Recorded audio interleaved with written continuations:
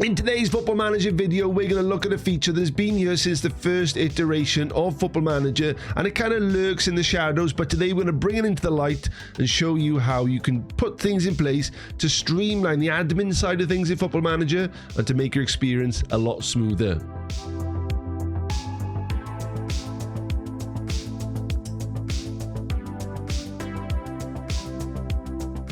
And that feature is none other than the notebook. I know, right? Who uses the notebook in Football Manager? But today I'm going to show you how you can maximize the potential of this area in lots of different ways. And the first part we're going to do is actually in here. So let's start at the very beginning. And as always, start nice and gentle, and we'll get into the exciting things right to the end. And the last one is actually a fantastic way to improve your experience of Football Manager. So let's start in the notebook. First thing we're going to do is create a note, and we're going to categorize things. We're going to make this nice and simple for you. Pause throughout, copy exactly what I'm doing by all means, and you will have a structure that will look after itself for the entirety of your save. It'll probably take you 10-15 minutes tops, okay? So to create the note, what I like to do is set up categories. So in here, you can create categories, which will link in here, such as staff contracts and youth intake, which I've done. And if you click on edit, you can create your own. So for example, if you wanted to do one on training focus, we can add that in now, click on OK, and you will see it will appear there in your categories. Click on OK, and all that means is when you're setting up the notes, which will appear at the top here, it will be nicely organized for you. So I'll go and add all the categories that we're going to cover today very briefly, and I'll come back to you in a second. Okay, those categories have all been created, and for today we're going to do 6. There are a lot more you can do, but these are the ones we'll briefly focus on. Free contracts, player contracts, staff courses, training focus, and more importantly, youth intake. And this is where we're going to start, is the youth intake. So once you've clicked on youth intake, whatever you add in here is going to be within that category at the top. So we're going to start off with different nations, and this will take you a little while, and we're going to provide a link over on the Discord to every nation that you would need and the dates that the WONDERKIDs and the youth intake are released. So in England, for example, between the 14th of March and the 11th of April, this depends what year you're in, that is when your youth intake will take place. So we're going to add those dates in there, nice and simple. We don't need to add any years in because that will change all the way throughout. And the reminder date will always be the start of it, so the 14th of March. So let's go up to March, or actually 2023 we're going to be in first of all. Up here, 14th of March is a Tuesday. Click on set.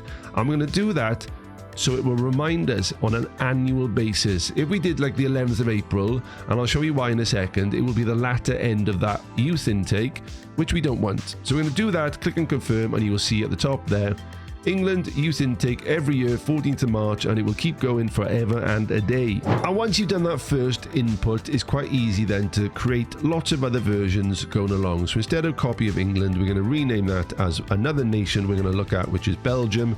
And the dates for Belgium are going to be the 19th of March, the first date, and the finish is on the 16th of April, depending what year you're in. And if you look down here, the year and the date are already inputted. You just need to make sure that you change it so it's relevant to the one you've got at the start. Once again, click on confirm, and like magic, I'll click my fingers and I'll add all the other nations that I need. Okay, so we've set up all the nations that I feel are applicable at the beginning of a save. So France, Germany, England, Belgium, Portugal, Brazil, Chile, curveball, I know, and Argentina. But with Chile, I've got a soft spot for one of the clubs. They're called Colo Colo, who produce decent WONDERKIDs on an annual basis, and their intake was the 30th of September. So how to put that into practice? You click on the world button, you come over to world, hit on transfers, and then drop down menu to youth intake. So if we go back to the 30th of September, you will see that there were 6 intake players from Chile. RLC Sailors, Chilean? I don't know, they're Singapore. Ignore that, then there's 4. So let's take a look at how Kilaleo, who is a decent 16-year-old who could become something, Fabian Vargas is much better. So technically a very good player. We would go in for him to try and get him on a pre-contract. Now we've probably left it a bit late because his expiration date here says 2025. If you get there on the 30th, you'll still have approached the sign, but the likelihood is now he's not going to come to us because 1, he's too young, and 2, for international purposes. If you get that from Brazil, Argentina, France, Germany, Portugal, England, any other nations, you can pick them up immediately on a pre-contract. So this is the first bit of admin that I find perfect to maximize the potential of this notebook. On to the second one, and this is a much simpler category. We're going to come back into the categories, hit the down button, come across to staff contracts, and this is simply just a reminder. So we'll set it up so that it comes through annually to remind us to make sure we renew our contracts. And I know you get emails coming through, but I'll be honest with you, I click and click and I don't really pay much attention. And I would suggest the best date, in my own opinion, is somewhere around the March period. So it's towards the end of their contract, but it's not right at the end, and it's not kind of that busy period. So let's go for the 17th of March, click on set, and you can choose whatever date you want that suits you. Click on annually and confirm that. So when that pops through now, staff contracts, as you can see, is under a different category. We're going to get a reminder that will come through to go in and renew all these contracts that are annoying. There's so many of them. It's just an admin task that we don't like doing. But if it just gives us a date 3 months before they end, we can go in and sort it out. And as a side note to that, you can, of course, look at it and think, do you know what? He's not that good. We're going to get rid of him. And you can click the button to say, do not renew contract. Okay, the next part, create note, drop down button, and this one is all about training. So training focus is when we're going to look at individual training. Now, of course, as they're developing and they're moving along, let's just do this for now. We'll choose a date, which will be the 1st of September, for example. Again, it can be any date you want. This is simply just to give you an idea of what to do. Click the 1st of September, and we're going to do this every 6 months. Click and confirm. So for example, let's just take Reece James now, click on development. His individual training is potentially a right back. You could have additional focus as running and stamina, for example. Every 6 months, you come in to see how that's developing, if it's working well, and if it's not, it gives you that little sort of kick up the bum to change it. And with that, I would also add in the traits just to see if they are developing at all. So there we are within the training focus, and if we click on categories, it makes it a bit easier. So all the youth intake there, training focus, every 6 months, individual training. That will remind you all the way along.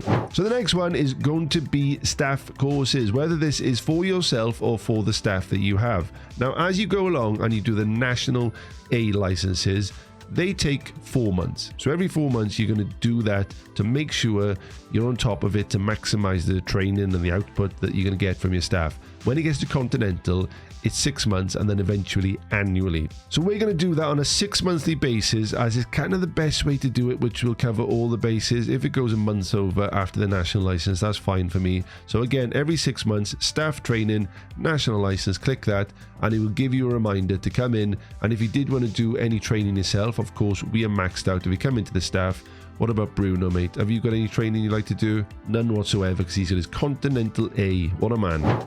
And the last 2 areas I put in here are quite simply, we're looking at the end of contracts, so the free contracts. And even though we get the reminder, I like to put something in here kind of towards the latter end of December, just so I can start prepping my searches.